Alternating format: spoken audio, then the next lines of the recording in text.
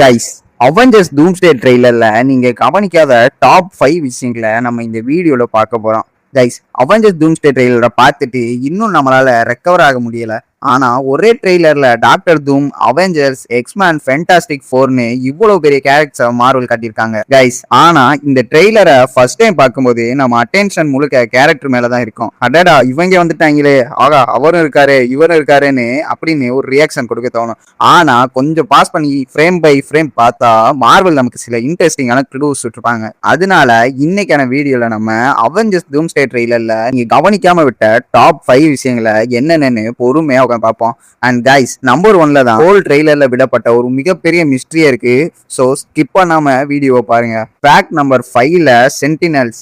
முதல்ல ஒரு முக்கியமான விஷயத்துல இருந்து ஆரம்பிக்கலாம். சென்டினல்ஸ் எக்ஸ்மேன் ஃபேன்ஸுக்கு இந்த பேரு கேட்டாலே புரியும். சென்டினல்ஸ்னா பேசிக்கலி மியூட்டன்ஸை ட்ராக் பண்ணவும் அவர்களுக்கு எதிராக ஃபைட் பண்ணவும் பயன்படுத்தப்பட்ட ஒரு ஜியன்ட் மிஷின். இப்போ கேள்வி என்னன்னா, அவெஞ்சர்ஸ் மூவில இவங்க என்ன பண்றாங்க? அதுதான் இங்க இன்ட்ரெஸ்டிங்கு. ஏன்னா டூம்ஸ்டேல எக்ஸ்மேன் ஒரு மேஜர் பார்ட், அதோட தூமோட ஃபோர்ஸும் இருக்காங்க. அப்படின்னா சென்டினல்ஸ் எந்த சைடு, யாருடைய கண்ட்ரோல்ல இருக்காங்க?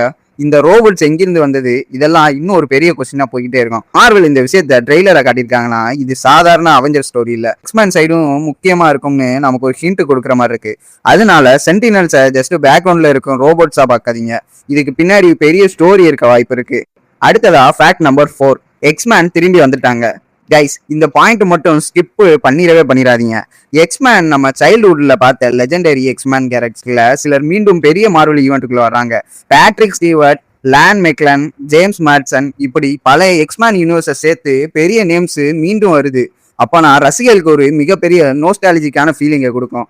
ஆனா இது வெறும் நோஸ்டாலஜிக்கு மட்டும் கிடையாது. இங்கதான் மார்வல் ஒரு பெரிய கொஸ்டினை கேட்குது, இவங்க எந்த யூனிவர்ஸ்ல இருந்து வராங்க? ஏன்னா எம்சியோட கரண்ட் யூனிவர்ஸுக்கும் பழைய எக்ஸ்மேன் யூனிவர்ஸுக்கும் ஹிஸ்ட்ரி வேற வேற. அதனால மல்டிவர்ஸ் கான்செப்ட் மூலமா இந்த கேரக்டரை கொண்டு வரான்னு நம்ம புரிஞ்சுக்கலாம்.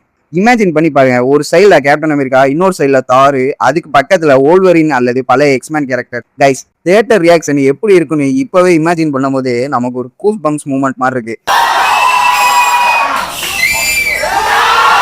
இதுதான் மார்வல் ரசிகர்களுக்கு இந்த மூவியை மேல எவ்வளவு ஹைப் வர காரணங்கள்ல ஒன்னா இருக்க போகுது.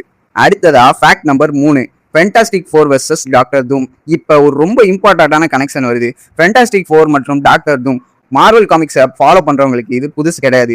டாக்டர் தூமுக்கு ஃபென்டாஸ்டிக் ஃபோருக்கும் ரொம்ப டீப் கனெக்ஷன் இருக்கு. பர்டிகுலர்லி ரீட் ரிச்சர்ஸ் மற்றும் தூம் இரண்டு கேரக்டர்ஸுக்குமே இன்டெலிஜென்ஸ் லெவல் ரொம்பவே ஹை. ஒருத்தர் சயின்ஸை வச்சு உலகத்தை சேவ் பண்ண நினைக்கிறாரு, இன்னொருத்தர் பவர் மற்றும் கண்ட்ரோல் மூலமாக தனது விஷனையை அச்சீவ் பண்ண நினைக்கிறாரு. அதனால இவர்களுக்கு இடையான கான்ஃபிளிகேட் வெறும் ஹீரோ வெர்சஸ் வில்லன் ஃபைட் கிடையாது, இது பேசிக்கலி யாருடைய விஷன் சரி என்ற கான்ஃபிளிகேட். மேலும் ஃபென்டாஸ்டிக் ஃபோர் எம்சியூல மல்டிவர்ஸ் மற்றும் காஸ்மிக் சைட்ல ஏற்கனவே முக்கியமான கேரக்டர். அதனால டூம்ஸ்டே இவங்களுக்கு ஒரு பெரிய ரோல் இருந்தால் ஆச்சரியப்பட வேண்டியதில்லை. முக்கியமா ரீட் ரிச்சர்ஸ் வெர்சஸ் தூம் என்ற கான்ஃபரன்டேஷன் கிடைத்தாலே மார்வல் ஃபேன்ஸுக்கு அது ஒரு மேசிவ் மூமெண்டா இருக்கும். அடுத்ததான் நம்ம பார்க்க போறது fact number 2, Robert Downey J R and Tony Stark mystery. சரி, இப்போதான் நம்ம எல்லாருக்கும் பேசிக்கிட்டு இருக்கிற விஷயத்துக்கு வரப்போறோம். ராபர்ட் டவுனி ஜூனியர் நமக்கு தெரியும், அவரு அயன்மேன். டோனி ஸ்டார்க்கு எம்சியோட மோஸ்ட் ஐகானிக் கேரக்டர்ல ஒருத்தவர். ஆனா இப்போ அவர் திரும்பி வர்றது டோனி ஸ்டார்க்கா இல்ல, அவர் ஒரு டாக்டர் தூமான ஒரு கொடூரமான வில்லனா. இதுதான் மார்வல் ஃபேன்ஸுக்கு மிகப்பெரிய ஷாக்கா இருக்க போகுது. ஆனா இன்டர்நெட்ல இப்போ ஒரு பெரிய தியரி ஓடிட்டு இருக்கு, டாக்டர் தூமுக்கும் டோனி ஸ்டார்க்கும் ஏதாவது கனெக்ஷன் இருக்குமா? இந்த தியரி ஏன் வந்துச்சுன்னா, ஒரே ஆக்டர் இரண்டு கம்ப்ளீட்லி டிஃப்ரெண்ட் கேரக்டரை பிளே பண்றது மட்டும் இல்ல, மல்டிவர்ஸ் கான்செப்ட் இருக்கு. அதனாலதான் ஒரு ஆல்டர்னேட்டிவ் யூனிவர்ஸ்ல டோனி வேற ஒரு பாதையை எடுத்திருந்தா, அது மட்டும் இல்லாம அவர் தூமா இருந்தா, இப்படி ஃபேன்ஸுக்கு பல தியரிஸ் உருவாக ஆரம்பிச்சிருச்சு. ஆனா கைஸ், இதெல்லாம் இப்போதைக்கு தியரி தான். அதனால சோசியல் மீடியால வரும் ஒவ்வொரு தியரியையும் ஸ்பாய்லர் மாதிரி எடுக்காதீங்க. பட் ஒரு விஷயம் மட்டும் உண்மை, ஆர்டிஜேய டாக்டர் தூமா கேஸ் பண்ணிருப்ப இட் செல்ஃப் ஒரு மேசிவ் மிஸ்ட்ரி.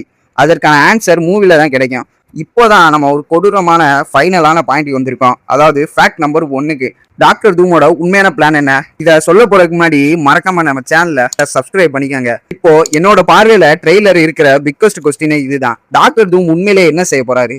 ட்ரெய்லர் நமக்கு தூம் ஒரு மேசிவ் த்ரெட்னு காட்டுச்சு. ஆனா அவரு ஏன் இவ்வளவு பெரிய பவரை தேடுறாரு? அவரோட அல்டிமேட் கோல் தான் என்ன?